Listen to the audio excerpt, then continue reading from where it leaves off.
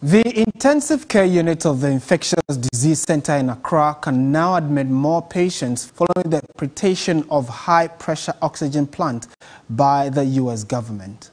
New COVID-19 cases recorded in the country increased significantly as the country entered its third wave of the pandemic in July, with barely 3% of the country's total population fully vaccinated. There is need for best care for infected persons. The Infectious Disease Center can now admit 40 COVID-19 infected persons. If you look at most centers where COVID is managed, if the patients have to pay for oxygen, then none of our patients will ever go home. But with this gift from the US government, we can still continue to give free oxygen to most of our patients.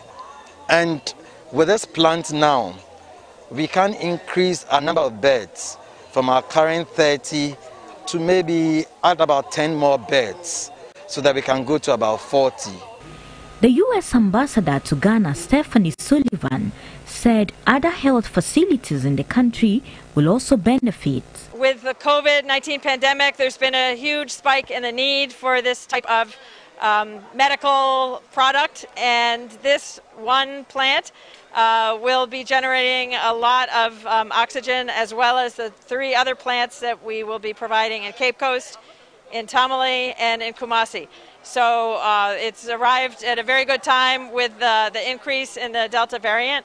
I just urge everybody to try to avoid needing the oxygen by continuing to practice the good COVID protocols and to get your vaccine when it's available.